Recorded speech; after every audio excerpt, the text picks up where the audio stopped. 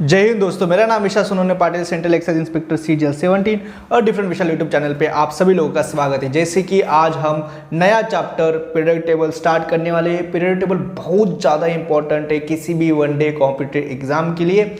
तो period table मतलब अपना 10 एक लेक्चर आएंगे पीरियड टेबल में, 10-10 लेक्चर्स, ठीक है, कम से कम। लेकिन ये है कि मैक्सिमम क्वेश्चन देखो, हमने मेटल नॉन मेटल जो पढ़ा है, मेटल नॉन मेटल में 2 लेक्चर बाकी है और वो 2 लेक्चर हम बाद में पढ़ने वाले। हमने जैसे मेटल नॉन मेटल और पीरियड टेबल, ये 2 चैप्टर ऐसे हैं ना केमिस्ट्री के, इसमें से मैक्सिमम इसी में से क्वेश्चन आते हैं। इसलिए जो सबसे ज़्यादा इंपॉर्टेंट है हम उसको पहले खत्म कर रहे हैं। यदि हमने ये 2 चैप्टर भी कर लिया ना तो हमारा 50% से ज़्यादा हमारा सिलेबस केमिस्ट्री का खत्म हो जाता है, ठीक है। तो अभी पीरियड टेबल हमारा 10 दिन में, हम 10 से 15 दिन जो भी है, लेकिन इतना बढ़िया तरीके से करेंगे ना कि एक भी क्वेश्चन अपना छूटने नहीं वाला है। और हमने अभी कहा है आपसे कि भैया जो 10 दिन तक कमेंट करेगा डिफरेंट विशाल यूट्यूब चैनल पे, ठीक है, तो वैसे यदि एक बच्चा रहेगा वो, तो उस एक बच्चे को मैं पूरा का पूरा मैं पर्सनल गाइडेंस दूंगा। मैंने 4 बार एसएससी का एग्जाम निकाला है, 2 बार एसएससी CGL, 2 बार एसएससी CHSL, और मैंने फर्स्ट अटेम्प्ट में 2017 में एग्जाम निकाला था और मैं वहीं से भी सेंट्रल एक्साइज इंस्पेक्टर, ठीक है। तो मुझे पता है एसएससी कैसे निकालना है, तो मैं उस बच्चे को प्रॉपर गाइडेंस दूंगा। यदि ज़्यादा बच्चे हो जाते हैं तो फिर भैया लकी ड्रॉ के हिसाब से हम करेंगे, ऐसे एक बच्चे को निकाल लेंगे और उसको गाइडेंस देंगे, ठीक है। तो चलो अभी हम पीरियड टेबल स्टार्ट करने वाले। न्यू चैप्टर है एकदम बढ़िया तरीके से। यदि आप फर्स्ट टाइम हमारी चैनल पे आ गए हो तब ये चैप्टर से भी आप स्टार्ट कर सकते हो, कोई प्रॉब्लम नहीं, आपका केमिस्ट्री हो जाएगा। और प्लीज़ भैया लाइक कमेंट शेयर और सबसे इंपॉर्टेंट भैया सब्सक्राइब कर दो यदि नया आए हो, ठीक है। चलो स्टार्ट करते हैं मॉडर्न पीरियड टेबल, ठीक है। देखो मॉडर्न पीरियड टेबल, हम ये चैप्टर हम पढ़ने वाले हैं मॉडर्न पीरियड टेबल, ठीक है। क्या है पीरियड टेबल, यानी क्या है भैया? Arrangements of elements in a table. देखो सिंपल सी बात है, जब आप किसी भी शॉप में जाते हो, है ना, तो वहाँ पे अरेंजमेंट क्या हो भैया? सोप यहाँ पे रखा है, ठीक है ना, हर एक चीज़ का अरेंजमेंट क्या होता है, मतलब शॉप वाला है उसको भी पता है कि अरेंजमेंट करके रखना चाहिए चीज़ों को, ठीक है। तो वैसे ही एलिमेंट आज के डेट में पता है टोटल 118 एलिमेंट है, टोटल 118 एलिमेंट है। तो इतने एलिमेंट को, ये देखो ये पीरियड टेबल इसे कहती है, ऐसा दिखता है पीरियड टेबल। यदि आपने लाइफ में फर्स्ट टाइम देखा होगा, तो मुझे नहीं लगता आपने फर्स्ट टाइम देखो, आपने ऑलरेडी देखा होगा। तो ऐसा पीरियड देखो, ये लास्ट में कितना 118, टोटल 118 इतने एलिमेंट्स है। तो इनको क्या एक एक पढ़ाई करेंगे, कितना फिर प्रॉब्लम हो जाएगा। लेकिन इसको ऐसे अरेंज करो ना, जैसे एक एलिमेंट को भी यदि पढ़ लेना तो 4-5 एलिमेंट का पढ़ाई करना ही ना पड़े, क्योंकि उनका 4-5 एलिमेंट का केमिकल और फिजिकल प्रॉपर्टी सेम ही रहे। ऐसा कुछ क्या हम अरेंजमेंट कर सकते हैं क्या? तो ये साइंटिस्ट को ऑफकोर्स क्वेश्चन आ गया और फिर इसी से हमारा स्टार्ट हो गया एक पीरियड टेबल बनने का हिस्ट्री, ठीक है। तो क्या होता है एक्चुअली पीरियड टेबल में? अरेंजमेंट्स होता है एलिमेंट्स एक टेबल में, ठीक है। जैसे ये मॉडर्न पीरियड टेबल है, इसमें क्या किया है? अरेंजमेंट क्या है एलिमेंट्स का। देखो हर एक वर्ड्स बहुत इंपॉर्टेंट होता है। क्या है? एलिमेंट्स, जैसे हाइड्रोजन, बेरिलियम, है ना, बोरॉन, कार्बन, ये सारे के सारे ये क्या है? एलिमेंट्स है, ठीक है। जैसे देखो CO2, ये क्या एलिमेंट है क्या? नहीं, ये कंपाउंड है। देखो एलिमेंट यानी क्या होता है? जैसे मैंने मान लो लिथियम ले लिया, है ना, तो उसमें सारे के सारे आइटम लिथियम के रहेंगे। जैसे मान लो मैंने कैल्शियम ले लिया, उसमें सारे के सारे आइटम कैल्शियम के रहेंगे। लेकिन CO2 क्या है? एलिमेंट नहीं है, ये कंपाउंड है। क्योंकि भाई इसमें कार्बन और ऑक्सीजन का आइटम है, यानी कार्बन का भी ऑक्सीजन का 2 अलग अलग एलिमेंट का आइटम आ गया ना, तो वो कंपाउंड बन गया। लेकिन पीरियड टेबल में क्या CO2 कहीं पे दिख रहा है आपको? नहीं दिख रहा है, ठीक है। तो पीरियड टेबल में एक्चुअली ओनली एलिमेंट्स का अरेंजमेंट होता है। देखो सब सिंगल है, ठीक है। ये PT यानी प्लेटिनम है, ठीक है। AU यानी ये गोल्ड है, ठीक है। जैसे PB यानी लेड है। इसको हम बहुत आराम से पूरा देखने वाले, बस अभी यहाँ पे इंट्रोडक्शन पार्ट चल रहा है, ठीक है। तो ये एलिमेंट्स का अरेंजमेंट होता है, ठीक है, कंपाउंड्स नहीं होता है उसमें। ऑफकोर्स एलिमेंट्स से आगे कंपाउंड बनते हैं, ठीक है। जितना हम केमिस्ट्री पढ़ते हैं ना, एक्चुअली हम क्या पढ़ते हैं? हम इस एलिमेंट्स का ही तो स्टडी करते हैं पूरी की पूरी केमिस्ट्री में, ठीक है। यानी हम इस एलिमेंट्स की स्टडी करते हैं, नहीं तो इनसे बने हुए कंपाउंड्स का हम स्टडी करते हैं या मिक्सचर का हम स्टडी करते हैं, ठीक है। तो देखो जैसे हमने मेटल नॉन मेटल चैप्टर पढ़ा था, तो हमने सोडियम के बारे में पढ़ लिया था ना। हमने देखो कैल्शियम के बारे में पढ़ लिया था। हमने कितने मेटल, आयरन, जिंक वगैरह, इनमें से बहुत इंपॉर्टेंट जितने मेटल नॉन मेटल में से जो इंपॉर्टेंट होते हैं उन सब के बारे में हमने पढ़ लिया था, ठीक है। तो यही होता है पूरा केमिस्ट्री, ठीक है। बहुत अच्छे से हम पीरियड टेबल करने वाले हैं, ठीक है। तो भैया तो अरेंजमेंट तो करना पड़ेगा अच्छे से यदि पढ़ाई करना है तो, ठीक है। तो भैया अभी इसका हिस्ट्री स्टार्ट हो गया। तो सबसे पहले पता है कौन था साइंटिस्ट जिसने पीरियड टेबल बनाने की कोशिश की थी? पहले पीरियड टेबल क्यों बना रहे हैं हम? समझ में आ गया ना कि भैया पढ़ाई ईजी हो, केमिस्ट्री का पढ़ाई इजी हो इसलिए पीरियड टेबल पहले बनाया गया। 118 एलिमेंट्स है, तब तो शायद कम थे ऑफकोर्स 100%, जब 200 साल पहले सबसे पहले 1829 में सबसे पहले कोशिश की गई थी पीरियड टेबल बनाने की, तब तो एलिमेंट बहुत कम थे, लेकिन आज के डेट में 118 है। 118 एलिमेंट का स्टडी करना कितना डिफिकल्ट हो जाएगा, इसलिए उसको थोड़ा सा पीरियडिकली उसको थोड़ा सा मतलब अरेंजमेंट करा लो, फिर कम स्टडी में हम बहुत ज़्यादा अच्छे से केमिस्ट्री पढ़ सकते हैं, ठीक है। इसलिए पीरियड टेबल की मतलब पीरियड टेबल बनाना स्टार्ट कर दिया। तो सबसे पहले जो साइंटिस्ट था जिन्होंने पीरियड टेबल बनाने की कोशिश की, उनका नाम था डोबेराइनर, ठीक है। यहाँ पे मैंने फोटो लाई है डोबेराइनर जी की, ये ऐसे दिखते थे भैया डोबेराइनर। फोटो कोई आपके एग्जाम हॉल में दिखाएगा नहीं कि भैया डोबेराइनर जी कैसे दिखते थे, बट मैंने यहाँ पे फोटो लगाया भैया थोड़ा फोटो से थोड़ा और ज़्यादा अपना मेमोरी वर्क करना स्टार्ट हो जाता है। तो डोबेराइनर जी आपको अभी याद रहेंगे। इन्होंने इस बच्चा नहीं यार, ये तो आदमी दिख रहे हैं, ठीक है, लेकिन ये बहुत टैलेंटेड थे, ठीक है। 200 साल पहले, कब की बात है, 1829 के टाइम पे ये डोबेराइनर जी ने 200 साल पहले उनको केमिस्ट्री की इतनी नॉलेज थी कि भैया वो उनको क्या अरेंजमेंट करा रहे हैं, यानी उनका कितना नॉलेज होगा उनको केमिस्ट्री का, समझ में आ रहा है। 200 साल पहले की बात हो रही है, ठीक है। तो इतने टैलेंटेड थे डोबेराइनर जी जिन्होंने फर्स्ट प्रयास किया था पीरियडिक टेबल बनाने का। तो बहुत बार एग्जाम में आता है कि सबसे पहले किसने प्रयास किया था पीरियड टेबल बनाने का, तो आंसर रहेगा भैया डोबेराइनर।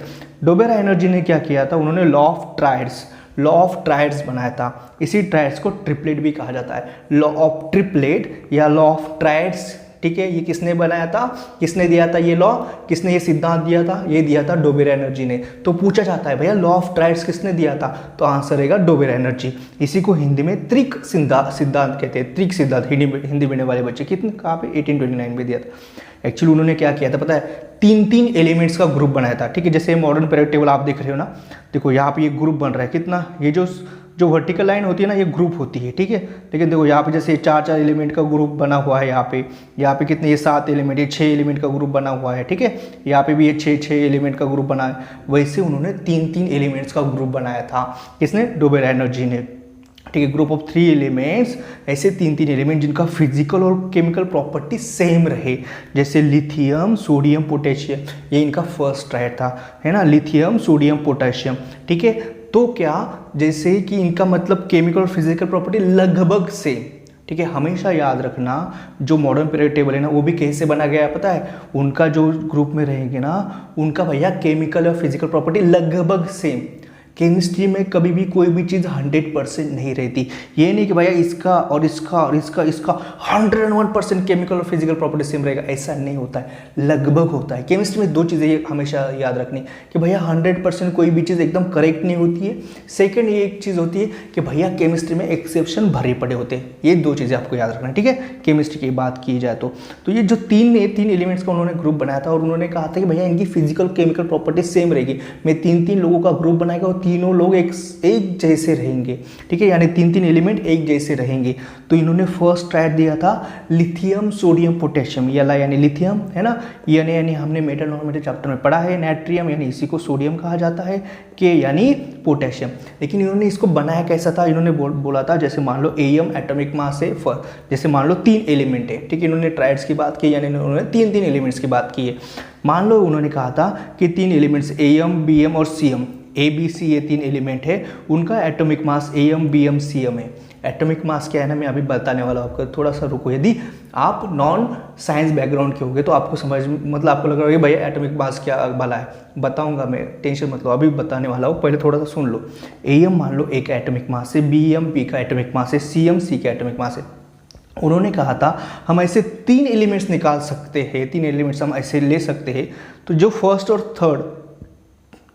और थर्ड एलिमेंट रहेगा उसका एटॉमिक मास का तुम एवरेज निकालो, है ना। यदि एम और सीएम का मुझे एवरेज निकालना है तो मैं क्या करूँगा, एम और सीएम का एडिशन यानी एम प्लस सीएम करके डिवाइड बाय मैं 2 कर दूंगा, तो मुझे एम और सीएम का एवरेज मिल जाएगा। तो उन्होंने कहा था ये जो फर्स्ट और लास्ट एलिमेंट रहता है ना, उसका एटॉमिक मास का एवरेज ये सेकेंड एलिमेंट जो होता है ना उसका मास रहता है, यानी Bm is equal to M plus CM divided by 2 होता है, और तब ये ट्रायड बनता है। जैसे कि लिथियम, सोडियम, पोटेशियम में लिथियम और पोटेशियम का एटॉमिक मास का एवरेज करेंगे आप, तो सोडियम का एटॉमिक मास आएगा। ठीक है, ये बोला था और ये आया भी था और ये इसका फर्स्ट टाइड बना था और उन्होंने बोला था यदि ऐसा होता है तो ये जो तीन तीन एलिमेंट होता है ना उनका क्या होता है, उनका फिजिकल और केमिकल प्रॉपर्टी सेम होता है, ऐसा डॉबेरा एनर्जी ने कहा था।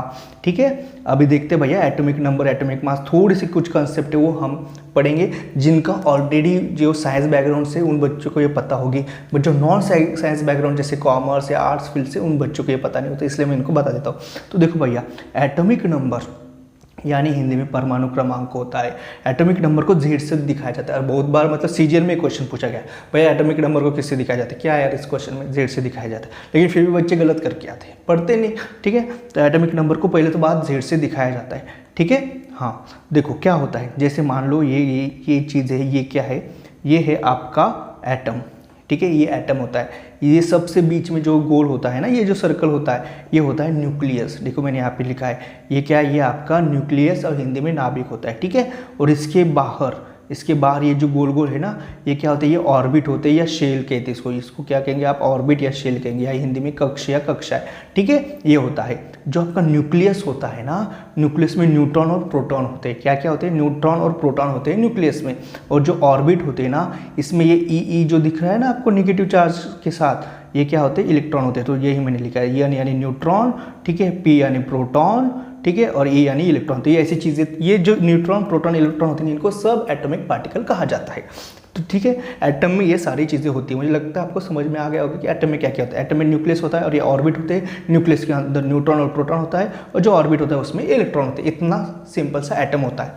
अभी एटॉमिक नंबर क्या होता है, एटॉमिक नंबर यानी जेड से दिखाया जाता है। ठीक है, मैं कुछ बेसिक कंसेप्ट क्लियर करने के लिए ये सारी चीज़ें आपको पता रहा हूँ। फिर से हम डोबेरा एनर्जी के पास जाने वाले हैं, फिर से हम उनका ट्रायड समझने वाले अच्छे से। ठीक है, जेड से दिखाया जाता है एटॉमिक नंबर। एटॉमिक नंबर का डेफिनेशन होता है भैया नंबर ऑफ प्रोटॉन।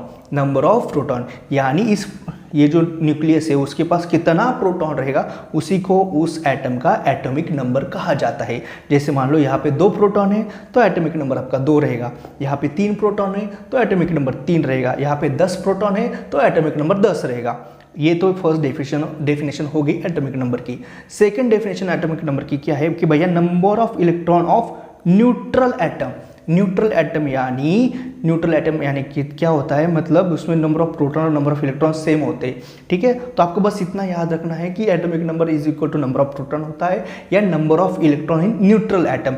देखो जैसे यहाँ का इलेक्ट्रॉन यदि बाहर चला जाए, केमिकल रिएक्शन में ऐसी चीज़ें होती है कि इलेक्ट्रॉन एक तो बाहर चले जाते हैं या दूसरे से इलेक्ट्रॉन एटम लेता है। इलेक्ट्रॉन चले जाएगा तो वो उसका एक नेगेटिव चार्ज, क्योंकि इलेक्ट्रॉन अपने साथ क्या लेता है, नेगेटिव चार्ज लेता है, तो उसका एक नेगेटिव चार्ज कम हो जाएगा। ठीक है, तो यानी इसका एक नेगेटिव चार्ज कम हो गया तो ये न्यूट्रल नहीं होता है। ठीक है, ये प्रोटॉन पॉजिटिवली चार्ज होते हैं और प्रोटॉन और इलेक्ट्रॉन का नंबर दोनों का सेम होने की वजह से number of proton is equal to number of electron होने की वजह से ये एटम न्यूट्रल होता है जब वो केमिकल रिएक्शन में उसने पार्टिसिपेट नहीं किया होता है, यानी न्यूट्रल एटम होता है। न्यूट्रल एटम में नंबर ऑफ प्रोटॉन और नंबर ऑफ इलेक्ट्रॉन सेम होते हैं, इसीलिए जेड यानी atomic number is equal to number of proton और नंबर ऑफ इलेक्ट्रॉन होता है न्यूट्रल एटम में। लेकिन यदि वो केमिकल रिएक्शन में पार्टिसिपेट करेगा तो यदि इलेक्ट्रॉन लेके जाएगा तो ये पॉजिटिव चार्ज हो जाएगा और नया इलेक्ट्रॉन यदि लेगा तो वो एटम नेगेटिव चार्ज हो जाएगा, तो वो न्यूट्रल नहीं रहेगा।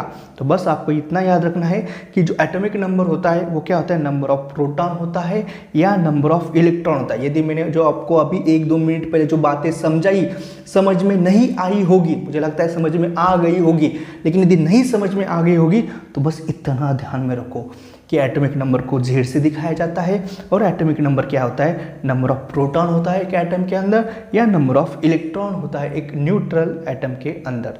बस इतना ध्यान रखो, ये 2-3 लाइन।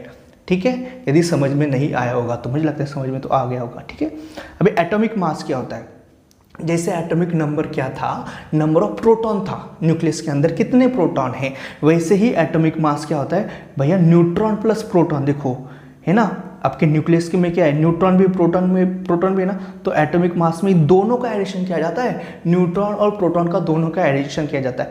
और जैसे कि एटॉमिक नंबर को जेड से दिखाया जाता था, एटॉमिक मास को ए से दिखाया जाता है। ए फर्स्ट अल्फाबेट होता है और जेड लास्ट अल्फाबेट होता है। एटॉमिक नंबर को जेड से दिखाया जाता है, एटॉमिक मास को ए से दिखाया जाता है। ठीक है, और इसको हिंदी में परमाणु भार या परमाणु द्रव्यमान कहा जाता है और उसका फॉर्मूला होता है N+P यानी number of neutron plus number of proton. ठीक है, ये हो गया। मुझे लगता है आपका अभी एटॉमिक मास क्या क्या है वो समझ में आ गया होगा। डोबेरा एनर्जी ने यही एटॉमिक मास का यूज़ करते हुए उन्होंने कहा था कि सेकेंड मतलब जो हम ट्रायड बनाएंगे उसमें फर्स्ट एलिमेंट और लास्ट एलिमेंट इन दोनों एलिमेंट का यदि आपने एवरेज ले लिया तो बीच वाले एलिमेंट का एटॉमिक मास जो है उतना इसका एवरेज आना चाहिए। ठीक है, अभी देखते हैं उनका, जैसे हमने यहाँ पे लेके रखा है। ठीक है, दिख रहा है क्या आपको? ठीक है, डोबेरा एनर्जी की ट्रायड है। जैसे मान लो लिथियम सोडियम पोटेशियम, ये इनका फर्स्ट ट्रायड था, यानी लिथियम सोडियम पोटेशियम, और यहाँ पे एटॉमिक मास दे दिया। मैंने दूसरा फोटो भी लेके रखा है यहाँ पे और अच्छे समझने के लिए। ठीक है, जैसे देखो लिथियम सोडियम पोटेशियम, लिथियम का एटॉमिक मास 7 है। ठीक है, सोडियम का 23 है, पोटेशियम का 39 है। तो डोबेरा एनर्जी ने क्या बोला था, फर्स्ट और लास्ट एलिमेंट दोनों का भैया तुम निकालो एवरेज। तो 7 और 39 का एवरेज कैसे निकालेंगे हम? 7 + 39 / 2। ये तो आपको पता नहीं एवरेज कैसे निकालते हैं। दोनों का एवरेज कितना आता है? 23। और यही तो बीच वाला सोडियम का एटॉमिक मास है, यानी डोबेरा एनर्जी ने जो बोला था वो तो सही निकला। लिथियम सोडियम पोटेशियम में तो फर्स्ट और लास्ट का एटॉमिक मास का एवरेज, ये तो सेकंड वाला एटॉमिक मास निकल गया ना भैया। दोनों का एटॉमिक मास का एवरेज तो 23 था और सेकंड का भी यानी सोडियम का भी एटॉमिक मास 23 है, यानी डोबेरा एनर्जी सही थे। और लिथियम सोडियम पोटेशियम का लगभग केमिकल प्रॉपर्टी और फिजिकल प्रॉपर्टी सेम रहता है, यानी जैसे ही डोबेरा एनर्जी ने ये ट्रायड बनाया सब ने बोला एक नंबर डोबेरा एनर्जी, आप तो ग्रेट हो, आप तो ग्रेट हो, आपके जैसा कोई नहीं, आप तो बहुत बड़े ग्रेट हो। फिर डोबेरा एनर्जी लेके आई ये सेकेंड वाला ट्रायड। ठीक है, कैल्शियम स्ट्रोंटियम बेरियम, ये थोड़ा आपको याद रखना है। लिथियम सोडियम पोटेशियम इनका फर्स्ट ट्रायड था, कभी कभी पूछा जा सकता है। देन सेकेंड था कैल्शियम स्ट्रोंटियम बेरियम। कैल्शियम का एटॉमिक मास होता है 40, स्ट्रोंटियम का 80m और बेरियम का 137। फिर से फर्स्ट और लास्ट जो एलिमेंट थे 40 यानी 137, ये आपका सेकेंड ट्रायड चल रहा है। कौन सा? Calcium strontium barium. फिर से कैल्शियम और बेरियम का यानी 40 यानी 137 का एवरेज निकाला गया, 40 + 137 / 2। ठीक है, यानी कैल्शियम और बेरियम का क्या किया, एटॉमिक मास का एवरेज निकाला, जो कितना है 88.5।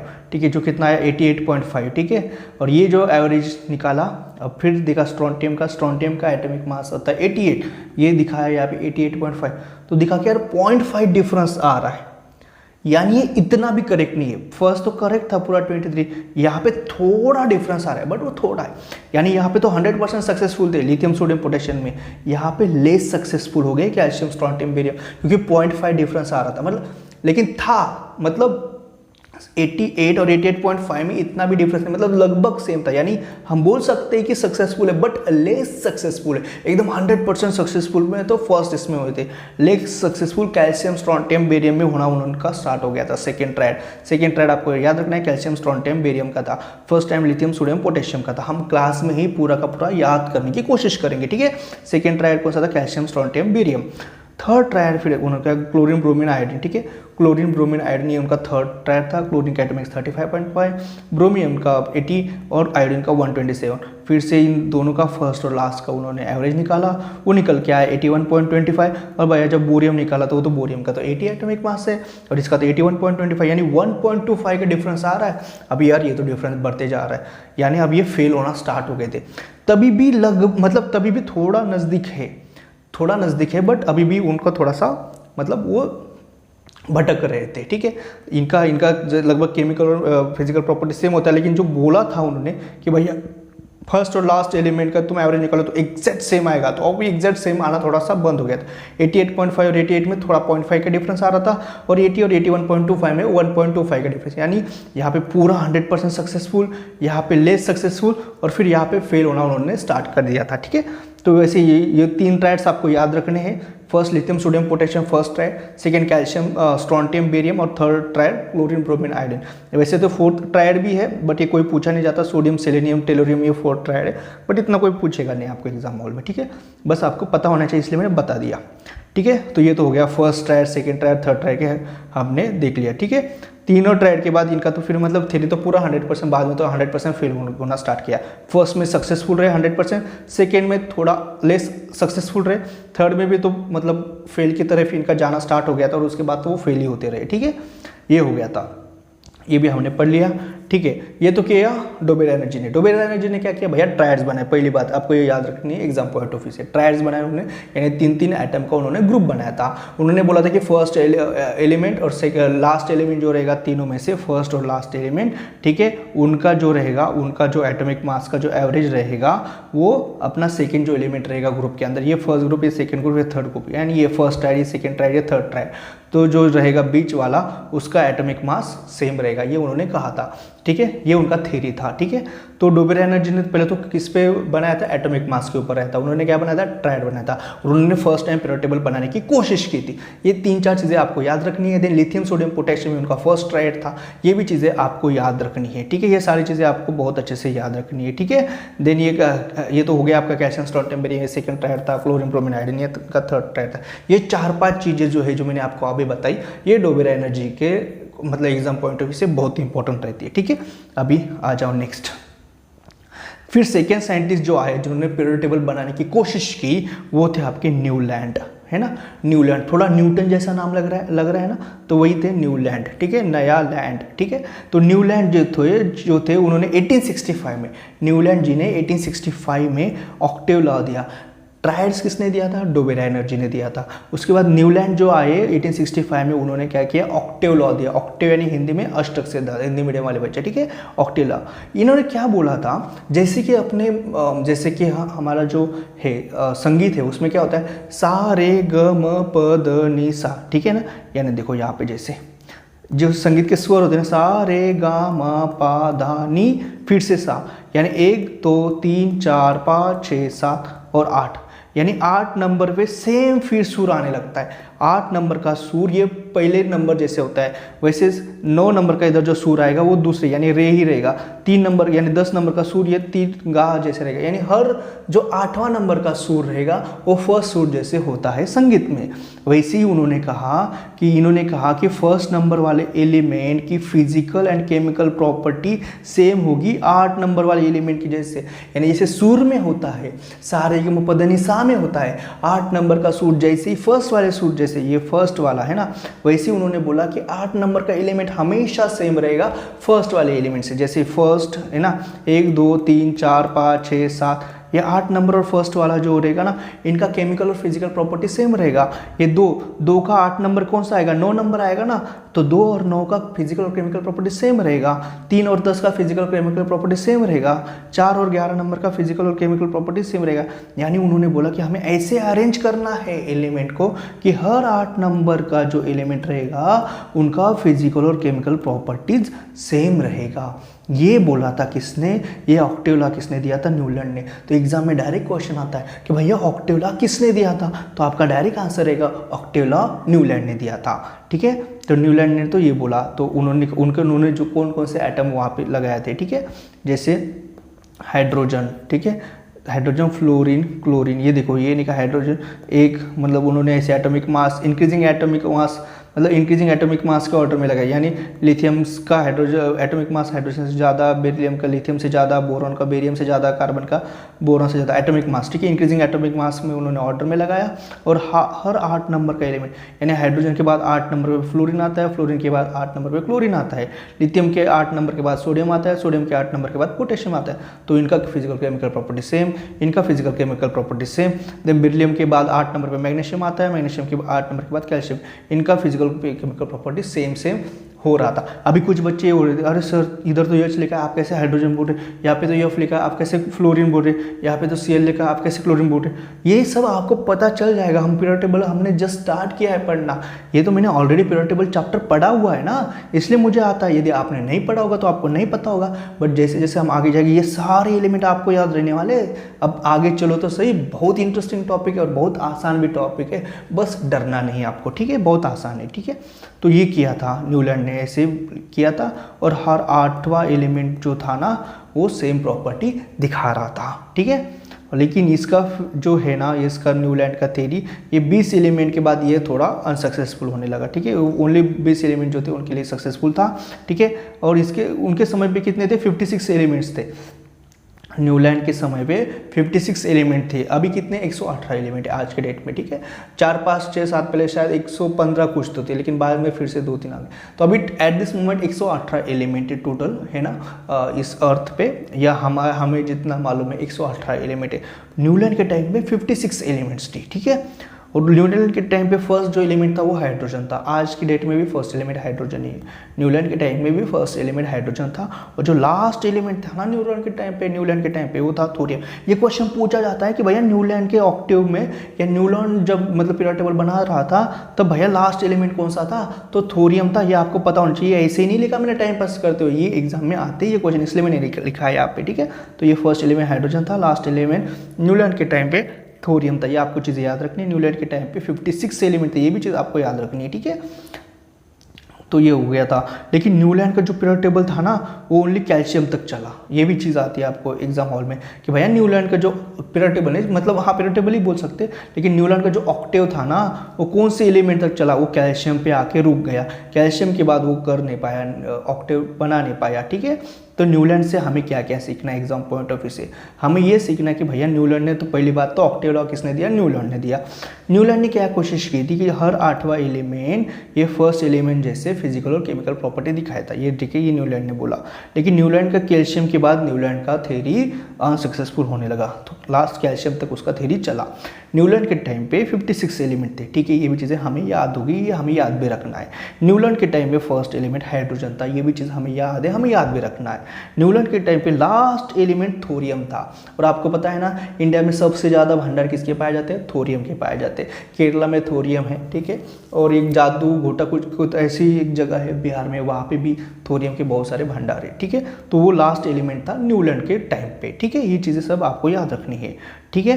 तो मुझे लगता है यहाँ तक आज का ये फर्स्ट लेक्चर है इंट्रोडक्शन का, ठीक है। हम हर एक चीज़ आपको बहुत बेसिक से बहुत अच्छे से पढ़ाने वाले, बस आपको कमेंट लाइक शेयर हमेशा करते रहना है, दोस्तों को बताओ। यहाँ पे पूरा का पूरा जीएस हम करा के देंगे, बस आपको लाइक कमेंट शेयर ज़रूर करते रहना है और बहुत अच्छे से पढ़ते रहना है। यदि आपको नोट्स चाहिए तो 8668391131 ये मेरा व्हाट्सअप नंबर है, ठीक है। यहाँ पे आप मुझे व्हाट्सअप कर लो, यहाँ पे आपको नोट्स मिल जाएंगे। और यदि आपको एमसीक्यू का प्रैक्टिस करनी है तब हमारा एक ऐप भी है, उस ऐप पे भी आप फ्रीली एमसीक्यू का प्रैक्टिस कर सकते हैं, ठीक है। आपको फ्रीली नोट्स मिलेगा, आप फ्रीली आप एमसीक्यू का प्रैक्टिस कर सकते हैं, कोई टेंशन नहीं है, ठीक है। बस आप पढ़ाई करते रहो, अच्छे से पढ़ाई करो, सारा का सारा आपको मिल जाएगा, ठीक है। चलो फिर ओके, मुझे लगता है आपको सारा का सारा समझ में आ गया होगा, ठीक है। फिर चलो फिर, थैंक यू सो मच।